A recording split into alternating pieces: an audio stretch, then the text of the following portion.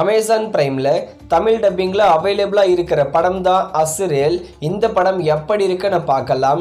இந்த அஸ்ரேல் படத்தோட கதை என்னன்னா, இந்த படத்துடைய ஹீரோயினான அஸ்ரேல் இவருடைய காதலன் கூட காட்டு வழியா போறாங்க.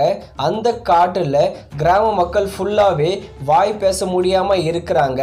அதே சமயம் அந்த காட்டுல நிறைய மான்ஸ்டர்களும் இருக்கு.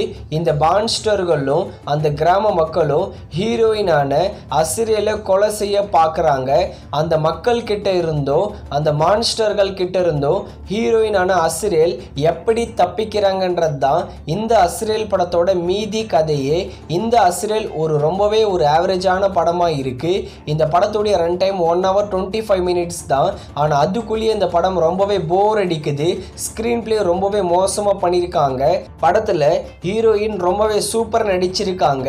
குறிப்பாக ஃபைட் சீன்ஸில் வேற லெவல் நடிச்சிருக்காங்க. ஹீரோயின் ஃபைட் சீன்ஸ் எல்லாமே ரொம்பவே ராவா இருக்கும். இந்த படத்தை ஹாரர் ஆக்ஷன் படமாக எடுத்திருக்காங்க. ஆனால் மான்ஸ்டர்களுக்கு ரொம்பவே முக்கியத்துவமே கொடுத்துருக்க மாட்டாங்க. இந்த படத்தை நீங்கள் தமிழ் டப்பிங்கில் பார்க்குறது வேஸ்ட்டு.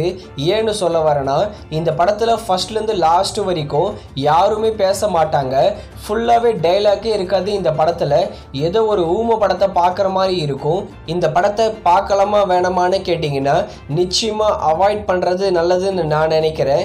இந்த அஸ்ரேல் படத்துக்கு நாங்கள் தர ரேட்டிங் 5க்கு 2 கொடுக்கலாம். அதுக்கு ஏற்ற படம் தான் இந்த அஸ்ரேல்.